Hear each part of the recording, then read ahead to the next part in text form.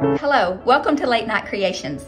My name is Kendra, and today I have for you 5 vintage Valentine decor pieces. Now, vintage Valentine may not be your style, but they're super cute. So stay with me and just be entertained. So let's get started.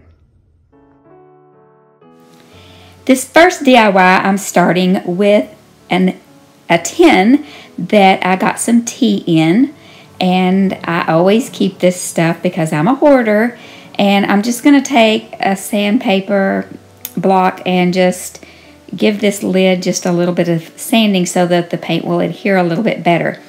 I mixed up some paint that I thought would match the paper that I'm going to use around the base. You can see the paper over on the left, and I didn't have any red that matched perfectly, so I just mixed a few. You can see over there on the right, I mixed a few colors together to match. Now I'm using Aleene's tacky glue, and I just squeezed some out on this paper because it's very hard to get out of the bottle, and I'm just painting it on the tin and smoothing down this adorable vintage scrapbook paper I got at Hobby Lobby. Had it in my stash for a while. I did it all the way around and just smoothed it down with that little squeegee.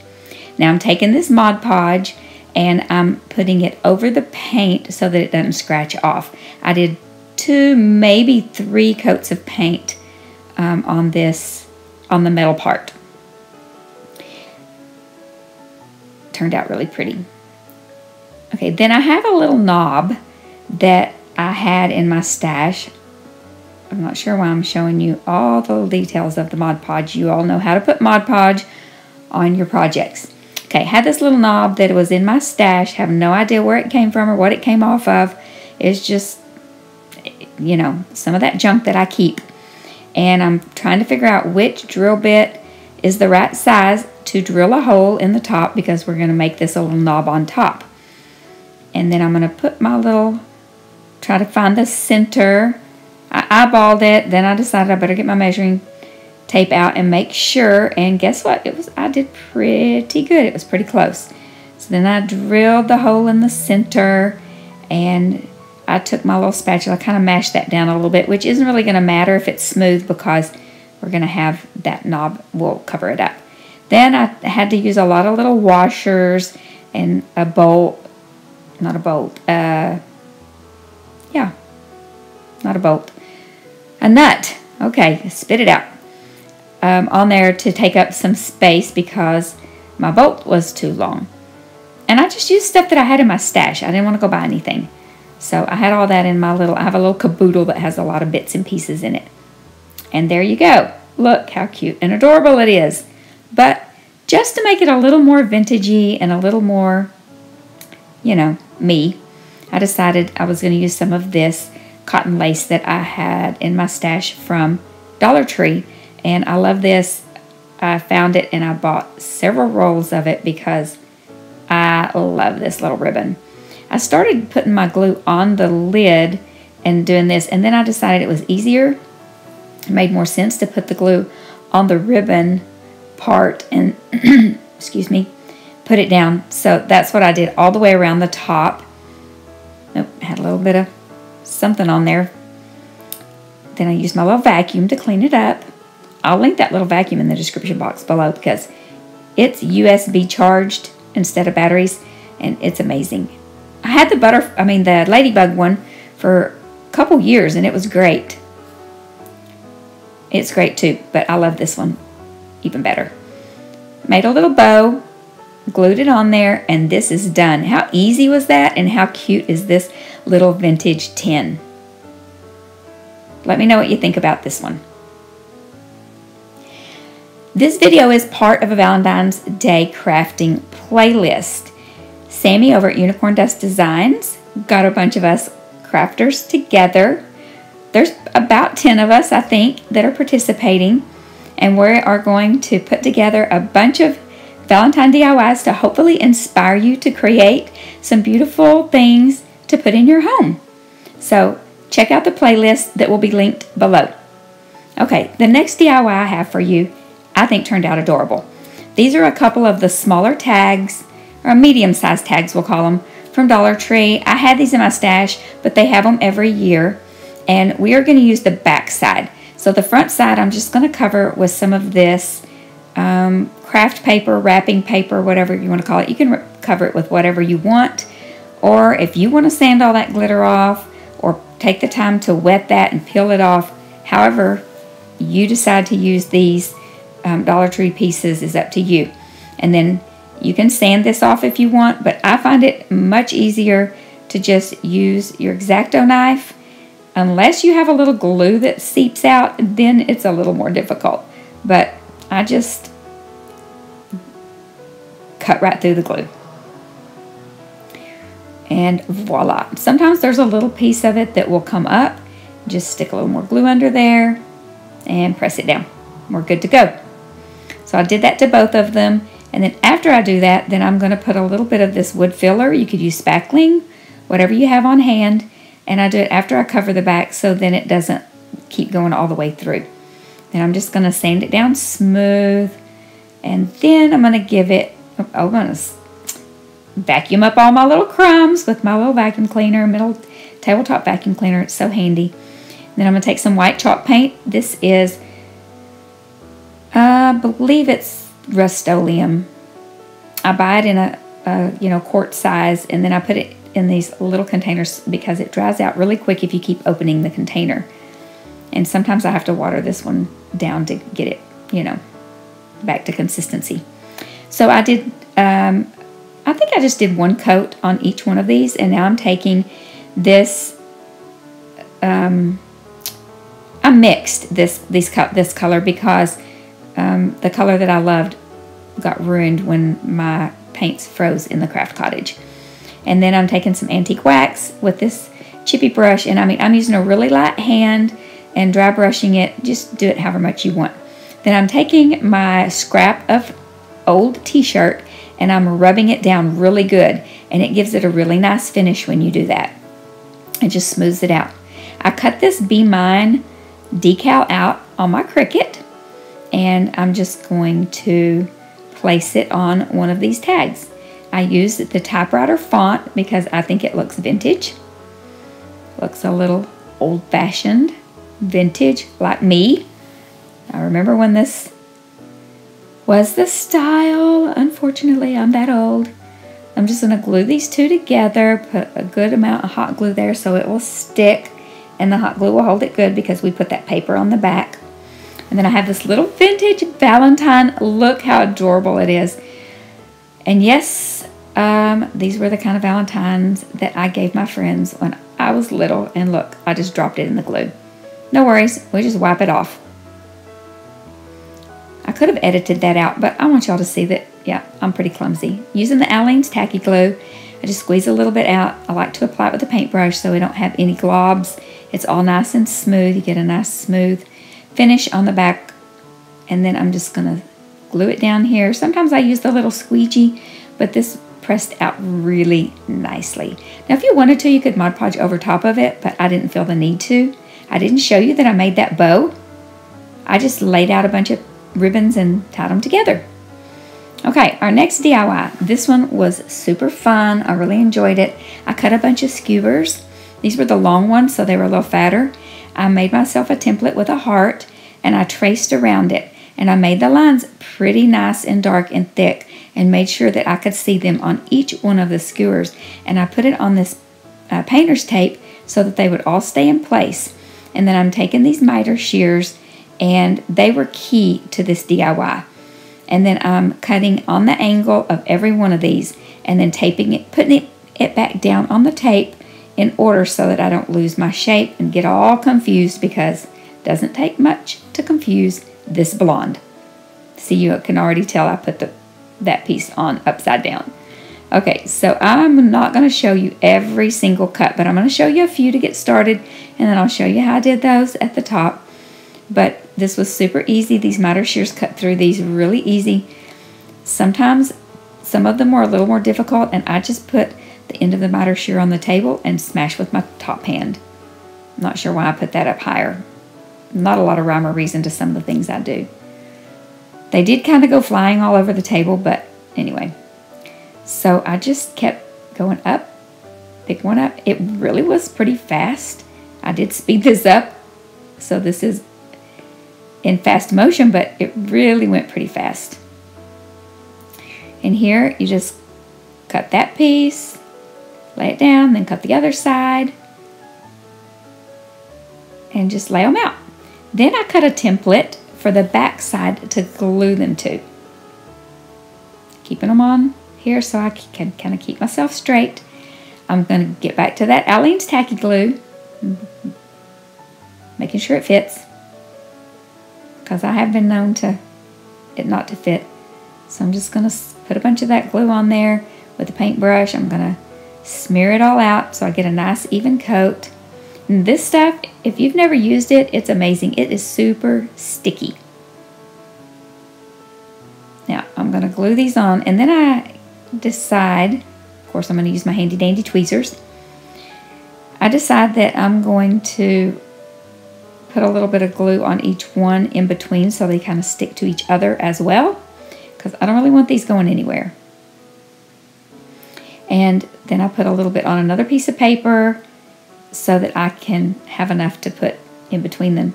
And then my paintbrush kept sticking to everywhere I laid it. I was kind of a hot mess.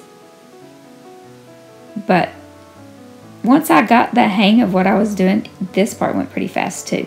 This was really an easy and fun DIY, and it turns out really cute. So I'm trying to keep my edges all kind of lined up, and you just match up the angles on the edges that you cut, and just keep gluing them down. Up at the top, you just put the glue down, glue them. Second verse, same as the first.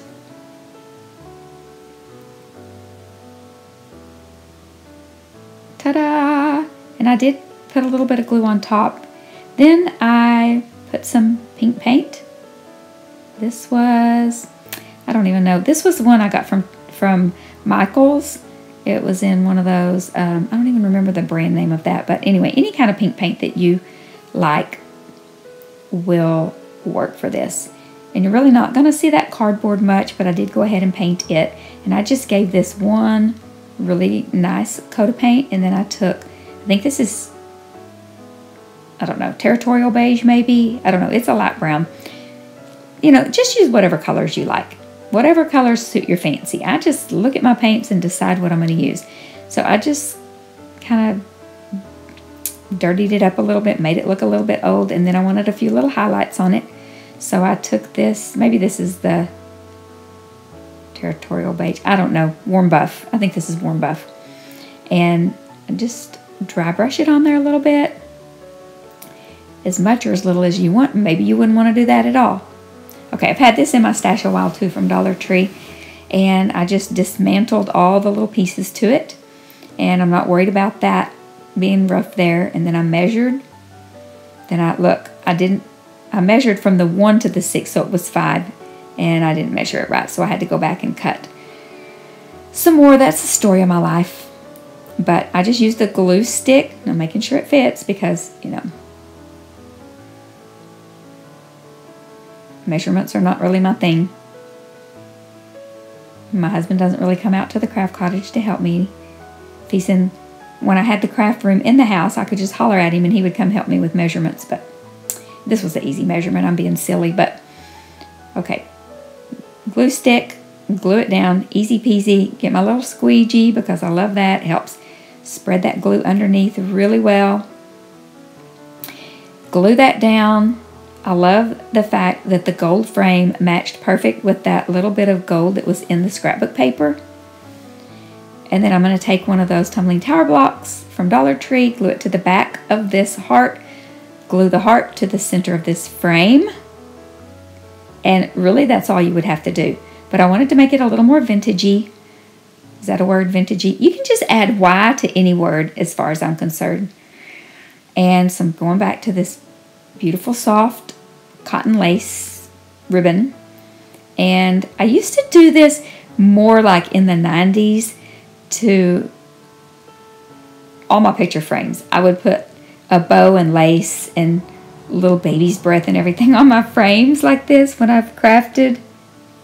the early 90s. 90s? Oh man, I sound like I'm from the South.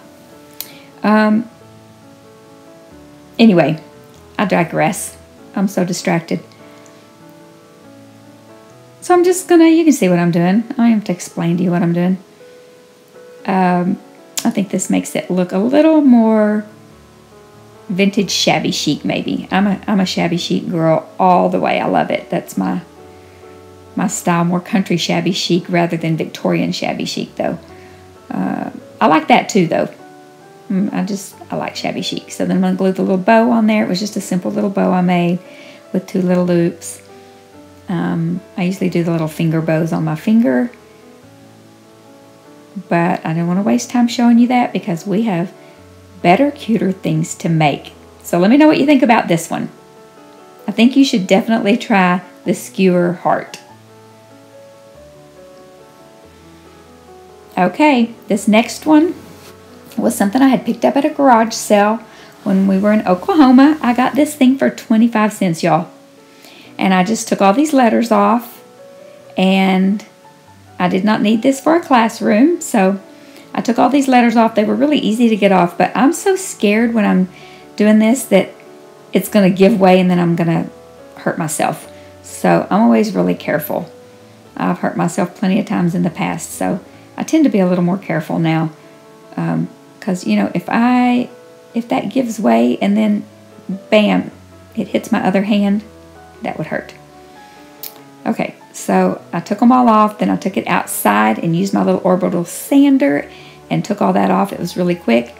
Then here I've mixed this color. Okay, and I did tape off the sides because it's MDF. The front looks like real wood, but it is MDF. And I didn't want that paint to get on the sides. I wanted it to stay. Now I mixed this paint and it got darker as it dried. And I was really a little disappointed in that. But it turns out okay in the end, I think. See how dark it got? And then I did just try to distress it a little with a little bit darker, which I should have gone lighter. I don't know. I just start second guessing myself. But then I Mod Podged this because if you ever know about MDF, you can't dust it. So I put the Mod Podge on to help with that. Now I'm giving the front a complete coat of Mod Podge because we're going to put some little Vintage Valentines on. Oh, my aunt gave me a bunch of all her art supplies because she's giving up some. She's an artist and she's retiring from it. And she had a bunch of cards, and these little Vintage Valentines were in there. And they just remind me of my childhood. And I love them. And so I thought this was perfect. These little squares were the perfect size for these little Valentines. And I just love them. So I'm doing the iron-on method. If you're not familiar with that, it is the perfect way to Mod Podge. I used to detest Mod Podge, but not anymore. So you could see me there trying to figure out what I was going to do with it because I wasn't really not sure what to do at that point. So I decided to sand over it, distress it a little bit because the background was a little dark. So then I took some white and just kept adding a little white here and there, rubbing it off.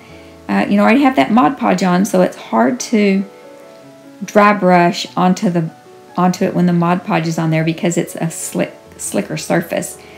So I just kept working with it until I got it to where I liked it. And then I start thinking, okay, do I want to put this? I wanted this on there so bad. Didn't work. Didn't like it. Then I tried this twine. Nah, just didn't really like it. I thought about putting some red on it, but the red was not the right color red. I was trying to still keep the vintage vibe. Then I thought, okay, well, this looks a little bit kind of boho-y, vintagey, that era a little bit. So this is what I went with. And I really wasn't liking how those little indentions in between the squares looked. So this helped with that. So I really liked how this looked in the end. Just made some little bows and put them on the ends and the corners. And in this picture, it looks really kind of mustardy orange, but it turned out cute in the end, okay? That's what counts. Okay, so I have had these in my stash This is a painter's stick, one of the big ones. And I've had these little wood planks in my stash. I got them in a pack at Ross. Do not pass up the craft section at Ross. You can find good stuff over there. The paintbrush I'm using I found over there. Okay, so I mixed up this paint to match that printable that I showed you. I Googled free vintage Valentine printables, and there was a whole slew of them, y'all. Beautiful ones. And I just found some that I liked and printed them out on my printer. They printed out really pretty. And so I'm giving all 3 of these pieces, front, back, sides, all around, a good coat of that. Now, I've seen a lot of my friends on YouTube, fellow DIYers, use this method to rip. And I didn't get it wet enough, so I had to keep going back and, you know, re-wetting it a little bit more, but just to tear the edges. And I love it. This is genius. So that's what I did to both of these little, I think they were, I don't know if they're Valentine's or postcards or something, but anyway, whatever they are, these little images. We'll just call them images. And I think they're very vintage and very pretty and very shabby chic. And then now I'm going to distress a little bit because it just looks too clean. You know, we don't like it to look too clean. Well, if you like it to look clean, then just don't do this step. And then we'll put that card on there to see, you know, where it is. And the card's going to cover up the center, so we don't need to do too much there. Then I took a lighter color and added a little bit of the lighter to it. And, you know, just keep going back and forth till you like it. Oh, then I guess, oh, here we go with the Mod Podge. I always put the lid there so when I'm doing the voiceover, I can remember what I'm doing. Okay, here's the Mod Podge. I bought a gallon of it over 2 years ago, and I'm still using that gallon. I haven't even used half of it. I just put it in this smaller plastic container and use it as I go. Now I'm going to do the iron-on method again. That Mod Podge is completely dry when we do this, and the heat from the little iron, you can use a regular iron, no steam, with some parchment paper, reactivates the glue. And there's no wrinkles. It's perfectly smooth and beautiful. And you could do another layer of Mod Podge on top if you feel like it's necessary to seal it. But I don't like the streaks that Mod Podge leaves. And now we're just going to glue these. I'm going to use a little bit of hot glue and a little bit of the, super glue wood glue that you get at Dollar Tree. And glue those down. I don't want the wood glue. I mean, the wood glue is going to help it to adhere really good because both of these are wood pieces. And then I'm just going to make a cute little hanger at the top with this beautiful satin ribbon that matches the color. I did drill a hole in the top of that. I didn't show that on camera because, you know, it's not rocket science to drill a hole. And you just make the hanger however long you want. Tie a knot in the top. And this is done. And it turned out so pretty. I think I'm probably going to keep this for myself. I may take it to the craft booth and price it where if somebody really wants it, they're going to have to pay for it. And if it doesn't sell, I'll bring it home. I think this turned out. Oh yeah, and I did put those little, you know, that little ribbon that I absolutely love. I forgot that I put those little bows on there. So yeah, love, love, love it. Let me know if you like this one. Man, when I took the pictures, that paint really, yeah, it looks more true to color in that picture. Thanks for watching. I hope you enjoyed this video today. Be sure to give it a thumbs up and hit the subscribe button. It really helps my channel.